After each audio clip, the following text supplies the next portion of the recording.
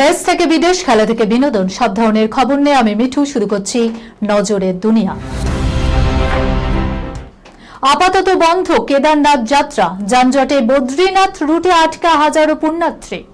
কেদারনাথ যাত্রায় বিপর্যয়, তীর্থযাত্রীদের সুরক্ষার কথা মাথায় রেখে আপাতত বন্ধ রাখা হয়েছে তীর্থযাত্রা। জানা যাচ্ছে আবহাওয়াজনিত কারণে এই পদক্ষেপ করেছে উত্তরাখণ্ড সরকার।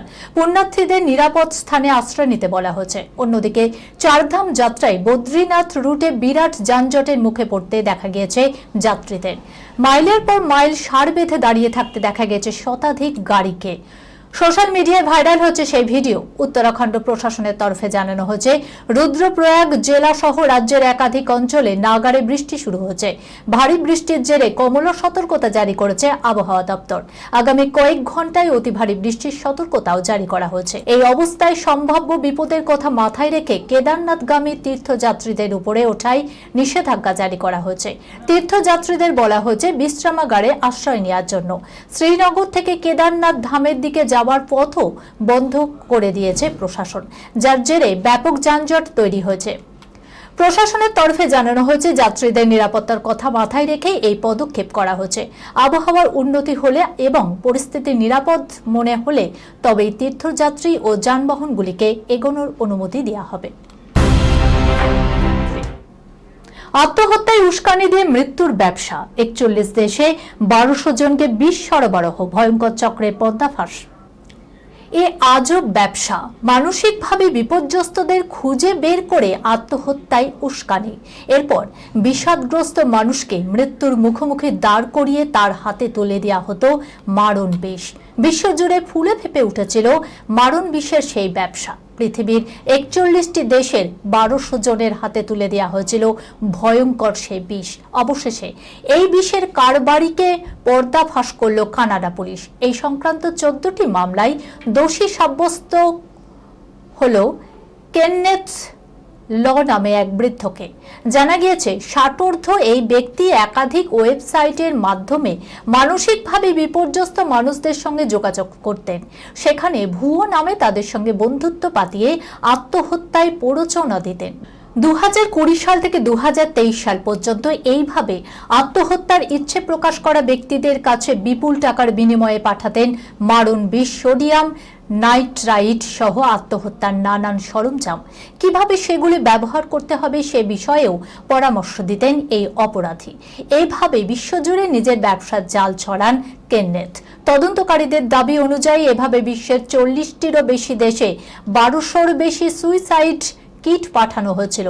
যে দেশগুলিতে এই বিষ পাঠানো হয় তার মধ্যে উল্লেখযোগ্য আমেরিকা, ব্রিটেন, কানাডা, নিউজিল্যান্ড সহ ইউরোপ ও এশিয়ার বহু দেশ। তার পাঠানো বিষ 150 জনের বেশি মানুষ আত্মঘাতী হয়েছেন বলে অনুমান তদন্তকারীদের। এর মধ্যে ব্রিটেনে অন্তত 88 জনের মৃত্যুতে সরাসরি যোগ পাওয়া গিয়েছে কেনেথের। এই ঘটনায় 2023 সালে অভিযুক্তকে গ্রেপ্তার করেছিল কানাডা পুলিশ। তার বিরুদ্ধে 14 জনকে খুনের অভিযোগ তোলা হলেও নানান আইনি জটিলতায় মামলা খারিজ হয়ে যায়। তবে গত 29 মে কানাডার আদালতে অভিযুক্ত স্বীকার করে নিয়েছেন 14 জনের আত্মহত্যায় সহায়তা করেছেন তিনি। কানাডার আইন অনুযায়ী এই মামলায় কেনেথের 14 বছরের কারাদণ্ড হতে পারে বলে মনে করা হচ্ছে।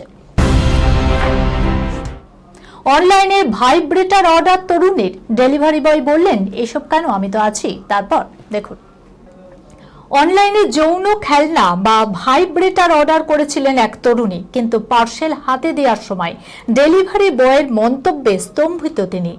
এসব কেন, আমি তো আছি, এমন অশালীন মন্তব্যের জেরে সমাজ মাধ্যমে শুরু হয়ে গিয়েছে তুমুল বিতর্ক। ঘটনাটি দিল্লির। গোপনীয়তার আশ্বাসে অনলাইনে পণ্য কেনা এখন নিত্যদিনের বিষয়।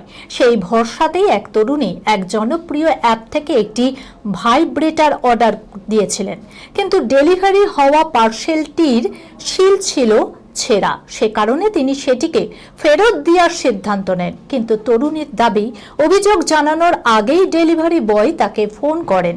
এরপর ওই যুবক তরুণীকে উদ্দেশ্য করে অশালীন মন্তব্য করেন বলে অভিযোগ। তরুণীর কথায়, ডেলিভারি বয়ের ফোনটি ধরতেই আমি স্তম্ভিত হয়ে যাই। তিনি বলেন, এইসব কেন ব্যবহার করেন ম্যাডাম, আমি তো আছি, আমাকে ব্যবহার করুন, খুব মজা হবে। জানা গিয়েছে, যুবকের এহেন মন্তব্যের পরই রাগে অগ্নিশর্মা হয়ে ওঠে তরুণী। তার বিরুদ্ধে অভিযোগ জানানোর হুঁশিয়ারি দেন তিনি। এরপর চাপের মুখে ক্ষমা চেয়ে নেন ওই ডেলিভারি বয়। খবরটি সমাজ মাধ্যমে ছড়িয়ে পড়তেই সমালোচনার ঝড় উঠেছে। এক নেটিজেন লিখেছেন, এই মন্তব্য যৌন হেনস্থার সমান। ঘটনাটি প্রকাশ্যে আসতেই তরুণীর কাছে ক্ষমা চেয়েছেন জনপ্রিয় ওই ই-কমার্স সংস্থাটি। ইতিমধ্যেই ওই ডেলিভারি বয়কে বরখাস্ত করা হয়েছে বলে খবর। বলিউড অভিনেত্রী পূজা ভাটের ব্যক্তিগত জীবন শুধুই বিতর্কে ভরা। বাবা মহেশ ভাটের সঙ্গে লিপ কিস থেকে শুরু করে বোল্ড বডি পেইন্ট ফটোশুট সবটাই ঘিরেই সেই সময় ছিল বিতর্ক। সেই বিতর্কিত ফটোশুট নিয়ে এবার মুখ খুললেন পূজা ভাট। বলিউড অভিনেত্রী ও পরিচালক পূজা ভাটের ব্যক্তিগত জীবন শুধুই বিতর্কে ভরা। বাবা মহেশ ভাটের সঙ্গে লিপ কিস থেকে শুরু করে অভিনেত্রীর বোল্ড বডি পেইন্ট ফটোশুট সবটা ঘিরেই ছিল সেই সময়ে বিতর্ক। 90-এর দশকের এই নায়িকার অভিনয় সর্বদাই প্রশংসা পেয়েছে দর্শকের কাছে।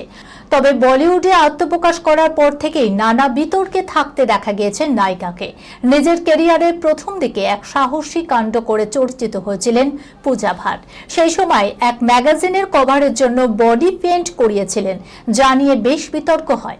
বিবস্ত্র হয়ে ক্যামেরার সামনে পোজ দেন। এবার তাই নিয়েই মুখ খুললেন পূজা ভাট। এক সাক্ষাৎকারে পূজা এই প্রসঙ্গে বলেন যে এই ফটোশুট করানোর প্রস্তাব তার কাছে আসে এক জনপ্রিয় ফটোগ্রাফার জগদীশ মালির কাছ থেকে। এই ফটোশুটের জন্য তাকে আলোচনার কেন্দ্রে থাকতে হয়েছিল বহুদিন। অপরদিকে অভিনেত্রী প্রচুর প্রশংসাও পেয়েছিলেন। পূজা জানতে চেয়েছিলেন বডি পেইন্ট কে করবে, তখন তারা জানিয়েছিলেন আন্না সিং করবেন। পূজা বলেন, ফটোশুট করার পর আমি পুরোপুরি ভুলে গিয়েছিলাম, কিন্তু যখন ম্যাগাজিনটি বাজারে এলো তখন তা নিয়ে তোলপাড় হয়। ম্যাগাজিনটি প্রকাশিত হওয়ার সঙ্গে সঙ্গেই তা নিয়ে বিশাল আলোচনা হতে শুরু করে। কিন্তু সেই সময় মুম্বাইতে বোমা বিস্ফোরণের ঘটনা ঘটে, যার কারণে আমার এই বিষয়টি ধামাচাপা পড়ে যায়। সেই সময় ফটোশুট নিয়ে বহুদিন ধরে একটি তথ্য উঠে এসেছিল যে পূজা বডি পেইন্টিং এর সময় একদম নগ্ন ছিলেন। কিন্তু পূজা এ প্রসঙ্গে বলেন, আমি ওই ছবিতে নগ্ন ছিলাম না, আমি অন্তর্বাস পড়েছিলাম। এই খবরের সঙ্গে শেষ করলাম আজকে নজরে দুনিয়া। আপনারা দেখছেন টিভি 24 বাংলা, সংবাদ বিনোদন সারাদিন সারাক্ষণ।